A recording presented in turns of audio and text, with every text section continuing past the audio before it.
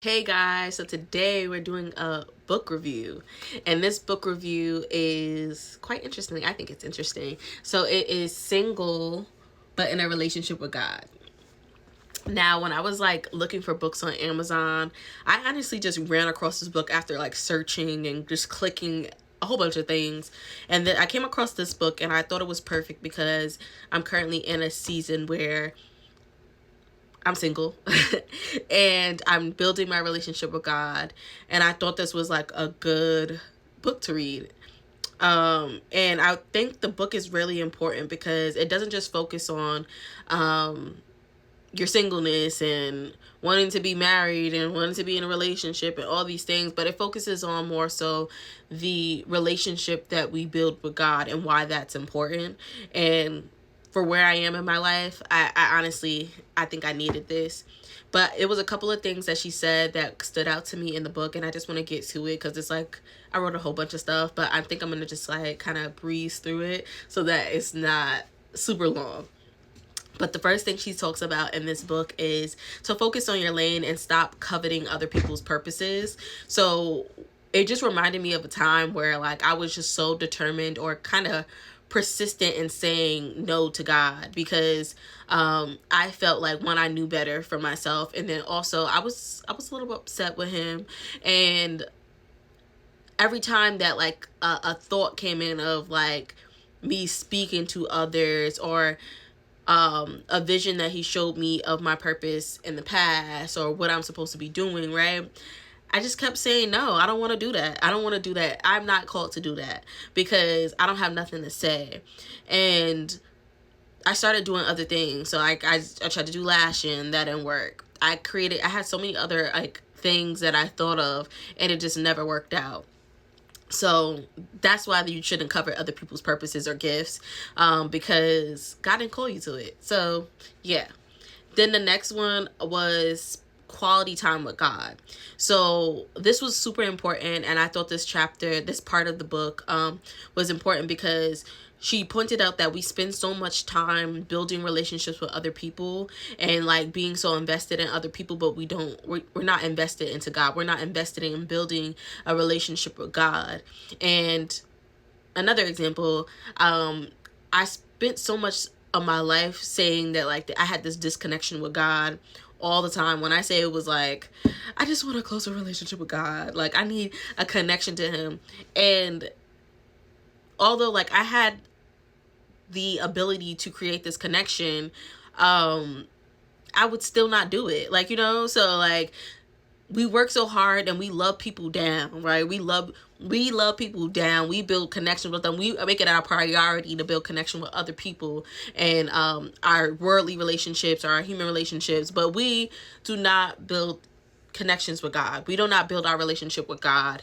And why don't we stand 10 tones down like that for God? And that's the question I've been asking myself a lot lately. Like, why am I so down for these people who are one, temporary, but also they're not even my people? And I'm 10 toes down for them, but when it comes to God, like I'm iffy, like I'm fickle, like, you know what I'm saying? So it made me think about that part of my life, and I now want to be intentional about building my relationship with God. Like I've been intentional about it, but like really like be consciously intentional about it. So that was a good part of the book. Another thing that she said is our obedience. So she said this, and it was like, I love this because she said God is not interested in our in the sacrifice as much as he's interested in our obedience.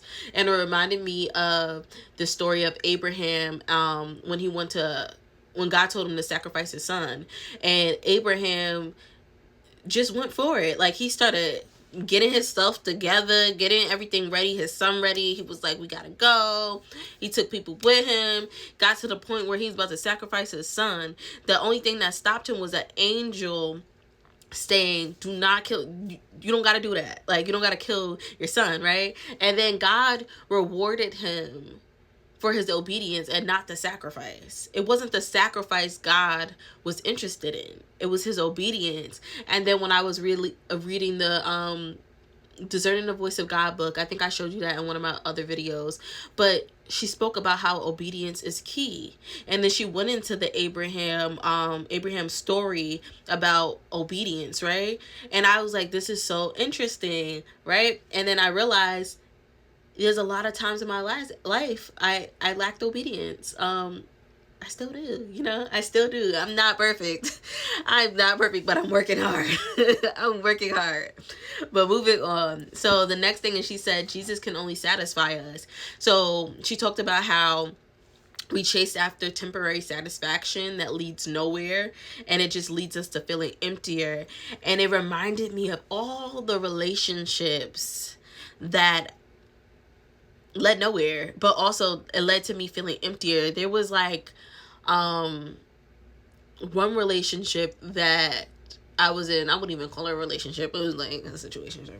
But point is, I was, every time I seen this person, like every time I left them, it was just so dark, like so empty. And I'm like, bro, like I'm already sad, but like every time I leave them, I'm sadder. And I couldn't understand what it was. But now it's like I was trying to fill a void, but all they were doing is making the void deeper and darker.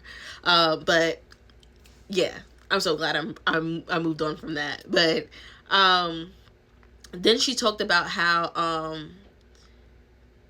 faith is not enough, and that we have to put things into action. It's like faith without works is dead. So are we doing our part? And she talks about that. And if you want to know where that is, I think it's in, I think I know it is. It's James chapter 2 verses 14 through 16. But it talks about how faith without works is dead. Okay. We can't say that we have faith in God and there's no work happening. We have nothing to show for it. So one of the things I have to do, especially in this journey as I'm walking with God, is show that I have faith. And I'm figuring that out.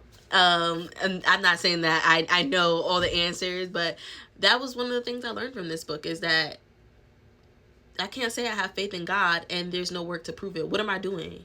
Am I serving? All these things, right? The next thing she talked about is letting go. And this, when I say I struggle with letting go, I struggle.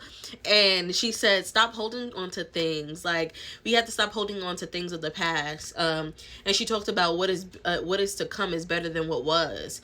And my bishop says this all the time. I think that's the like at the end of the service, that's the like slogan they have. What is to come is better than what was.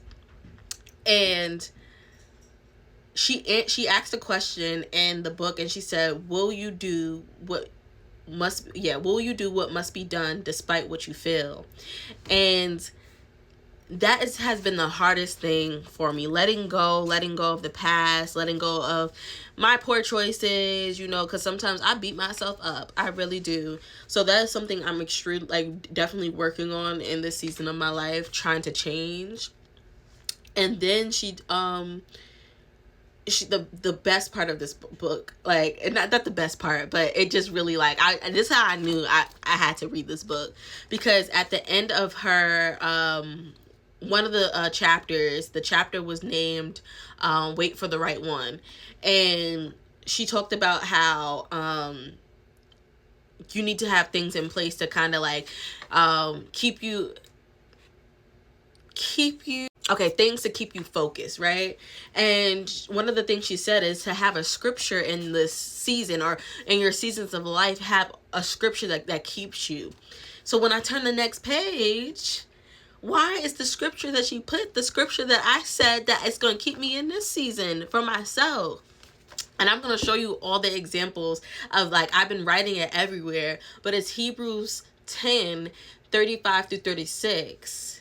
And that's what's keeping me in this season, because I want to receive God's promises. But I was like, you know what? I love this book. And like, she ended it with, like, fulfillment is only found in Jesus. But yeah, that's the book review. Thank you, guys.